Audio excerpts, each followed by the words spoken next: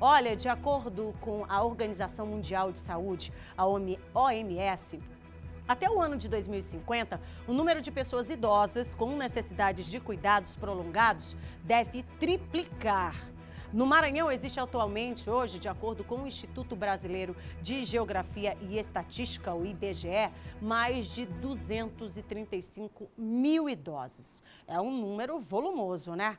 Mas diante de tantos casos de violência contra os idosos, um alerta se levanta novamente. Como é que anda a segurança dos nossos idosos dentro de casa e fora de casa também?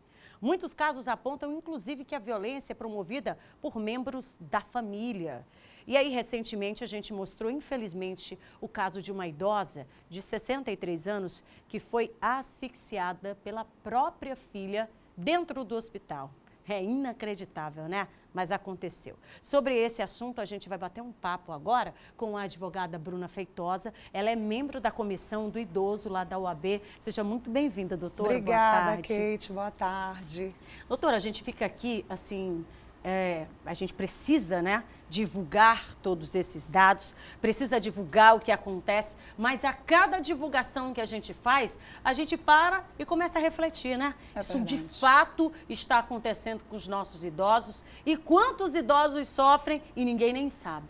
É verdade. E, Kate, os números dos nossos idosos hoje aqui no Maranhão, nós já estamos com 850 mil idosos só no Maranhão. Aqui em São Luís, 150 mil idosos. Então, é hora da sociedade parar para refletir. Quero também chamar a atenção para o idoso que está assistindo o nosso programa, para que ele se sinta empoderado com o nosso programa aqui, o Hora D, para que ele sinta-se protegido, né? Eu trouxe aqui essa camisa justamente para mostrar que somos todos idosos, que você sinta-se protegido. Hoje nós temos uma rede de proteção aqui no nosso estado, que é composta pela Promotoria do Idoso, pela nossa Comissão do Idoso da OAB, Defensoria, Conselho Municipal, Conselho Estadual, para que esse idoso, ele sinta-se realmente protegido, tutelado por todos nós que estamos fazendo justamente todo um arcabouço legislativo, jurídico para protegê-lo. Agora imagina, né? Se a gente puder chegar de fato a essa idade, seria tão bom, né? E aí a gente tem os nossos idosos, deveria promover esse lazer, esse entretenimento, esse conforto para eles e muitas vezes isso não acontece. Comecei a nossa entrevista, o nosso bate-papo, falando sobre o último caso, né? Envolvendo a idosa que foi asfixiada pela filha. Olha, a Luciana Paula, que é a filha da idosa, agredida, né, dentro do hospital, teve a prisão em flagrante, convertida para preventiva. O nosso repórter Ciro Mineiro, ele tem os detalhes, vou convidar a Bruna para a gente poder virar para cá e já chamar o Ciro, que tem essas informações sobre mais um desdobramento desse caso. Ciro já está no ponto. Ciro, você me ouve? Como é que me conta aí o desdobramento? Uma prisão que foi convertida, me fala. Oi, Kate, é isso mesmo. A prisão da Luciana Paula foi convertida, né, de prisão em flagrante para a prisão preventiva. Isso aconteceu ontem na audiência de custódia. E durante essa audiência, ela chegou a alegar que usava medicamentos controlados. A Justiça solicitou em caráter de urgência um exame para saber se ela tem algum problema psicológico, né, e saber o nível da capacidade. É importante a gente relembrar, né, que a Luciana Paula foi flagrada na madrugada da última terça-feira, tentando sufocar a mãe, né, tapando tanto o nariz como a boca dela, como forma de tentar matar, né? Tanto que esse crime foi observado pela polícia, né? Foi como tentativa de homicídio. Então, nessa audiência de custódia que aconteceu no dia de ontem, a prisão em flagrante foi convertida para prisão preventiva. E é extremamente importante, né, que as pessoas, de modo geral, elas fiquem atentas a todo tipo de violência, né, que pode ser cometido contra idosos, né? Nós temos aí, eu sei que você está aí no estúdio debatendo exatamente esse tipo de situação, Kate, mas é importante a gente reforçar, né, esses dados divulgados pela Defensoria Pública do Estado, que só nesse ano de 2020 já recebeu mais de 70 ocorrências.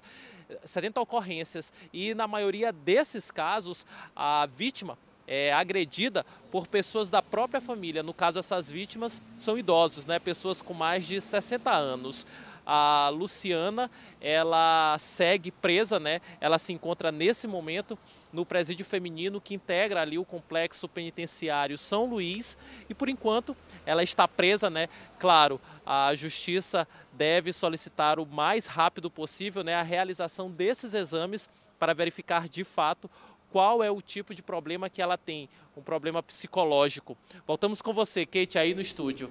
Obrigada, Ciro, atualizando essa informação que é importante. Agora, vamos voltar para a análise aqui, né, doutora? Vamos lá, família que está em casa, não dá simplesmente para sair cometendo um crime, porque muitas vezes eu costumo dizer que o perigo está dentro de casa. Justamente. Então, se esse perigo está dentro de casa, se existe algum membro que tenha possíveis problemas, esse membro tem que ser afastado desse idoso. O idoso, ele tem dificuldades, mobilidade reduzida, então esse idoso tem que ser assistido, não colocado no perigo. Justamente, Kate, o que a gente quer justamente é mobilizar toda a sociedade, mostrar que nós temos que estar unidos nesse momento, porque os maiores crimes contra o idoso são muitas das vezes silenciosos, porque ocorre dentro do seio familiar. E muitas das vezes esse idoso, ele se sente até mesmo envergonhado de chegar para nós, enquanto OAB, enquanto pessoas que podem ajudar ele, justamente porque muitas das vezes ele acha até que foi um problema na educação que ele deu, né? Ele se culpa. Então, como você vê, a própria sociedade, como foi no caso dessa Luciana, foi a sociedade que fez essa filmagem para que chegasse até nós, para que a gente pudesse ajudar. Então, a gente quer também empoderar a sociedade para que não aconteça mais isso. Os casos estão crescendo também por conta que estava nessas cifras negras que não eram denunciados. Omissões, hoje, exatamente. Vezes, né? Então, hoje, as pessoas que estão ao redor estão tomando justamente para si. É isso que a gente quer. Tome para si, por conta que um idoso desse, ele não pode esperar. Não pode mesmo. Olha, para você ter uma ideia de como é sério, né? A gente tem números aqui que mostram o volume de atendimentos que são realizados e que foram realizados agora, somente no mês de janeiro, no Centro Integrado de Apoio e Prevenção à Violência contra a Pessoa Idosa da Defensoria Pública do Maranhão. Você vai ver aqui os números, olha só, na sua tela já. São 43 atendimentos sociais, um atendimento psicológico, 16 jurídicos, 10 retornos, 22 encaminhamentos, 4 mediações, 3 acordos. Olha aqui, ó, são 116, totalizando o número de atendimentos feitos apenas no mês de janeiro, que termina agora, tá? Então, assim, de uma certa forma, chama a atenção exatamente por isso, gente. São os nossos idosos que estão ali na ponta, precisando de ajuda. Isso, e a pirâmide etária se inverteu. Hoje o nosso topo ele está crescendo, hoje nós somos um país de longevos. Aqui no Brasil, acima de 60 anos é considerado idosos. Por exemplo, em países desenvolvidos é 65 anos. Na Itália já é 75, por conta da questão da qualidade de vida e de ter mais políticas públicas também. Então, é preciso a gente unir esforços para que esses números caiam. E eles só podem cair se você em casa puder também nos ajudar, trazendo essa denúncia para nós. E olha, para você que está em casa também, que está acompanhando esse nosso debate hoje, conversando sobre a violência contra os nossos idosos, né? Uma fase que deveria ser vivida de forma tranquila, né? Tranquila. Como é tranquila, Kate? É promovendo, né, uma paz, um lazer, um entretenimento para esse idoso. Mas isso é diferente na realidade, tá? A gente vai trazer para você também o ranking do tipo de violência que esse idoso sofre. Olha lá na tela, você coloca, primeiro lugar, orientação, casos de violência, abuso financeiro, violência psicológica, negligência, abandono, violência física, autonegligência e o abandono. Olha, o abandono, né? Tá aparecendo lá no 8º lugar, 69 casos, tá? Mas, gente, você não sabe nem dizer o que é pior, né, doutor? É verdade. Não sabe. Porque o idoso que passa a vida inteira trabalhando, muitas vezes tem o seu dinheirinho usurpado, tirado, né? pelos membros da família. E muitas das vezes por um neto, por um filho, que também está em situação, muitas das vezes, de droga, de tóxicos, faz um empréstimo consignado ou mexe mesmo psicologicamente com a cabeça daquele idoso. E ele naquela situação de não poder, muitas das vezes, sair de casa, Medo, de não né? ter isso, e por conta da vulnerabilidade que muitos idosos hoje ainda se encontram no Brasil, vulnerabilidade essa muitas das vezes social e financeira também. Muitos idosos são arrimos de família, ou muitos deles moram com os filhos, com os netos e ficam naquela situação que é totalmente vulnerável. É assustador isso, né, Assustador. E principalmente esse caso da Luciana foi um caso que chocou toda a sociedade por conta que mãe é sagrado. Não é verdade, Kate? E muitas das vezes a gente não consegue imaginar uma filha mulher que tem o instinto maternal fazer isso com a sua própria mãe. Então toda a sociedade está unida, a voz é a mesma de dizer vamos até o fim para que a Luciana ela não saia dessa situação sem responder perante a justiça. Até porque, gente, é crime, né?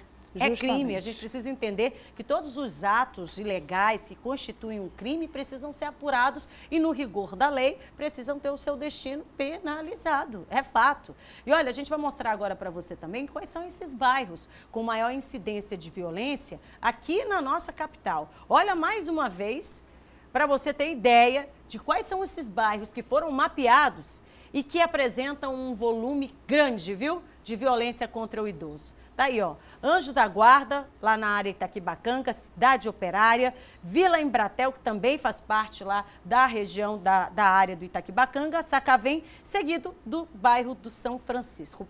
Então, nós temos aqui 5 bairros mapeados, mas é aquela história, com maior volume. Mas a gente pode encontrar isso não só na nossa capital, mas em todo o nosso Maranhão. Agora, como é que a OAB, doutora Bruna, vê e se comporta diante disso? Porque nós temos um estado muito grande, territorialmente, sim, gigantesco. Então, como é que se comporta a OAB diante disso? Então, hoje a OAB ela tem um papel fundamental dentro da sociedade, no sentido de tutelar esse idoso. Estamos em parceria na rede de proteção, para que a gente também possa acompanhar. Hoje mesmo estava em contato telefônico com o promotor do idoso, Augusto Cutrim, que está só no aguardo dessa demanda da polícia vir para o Ministério Público. Estávamos em sintonia. Então, é isso que nós fazemos enquanto OAB, estar diante dos órgãos de proteção, também a Delegacia do Idoso, doutor Roberval, doutora Igliana, para que a gente possa unir forças e fazer com que esses dados eles possam ser reduzidos e até mesmo eliminados. Agora, é claro que a denúncia é a nossa principal ferramenta para qualquer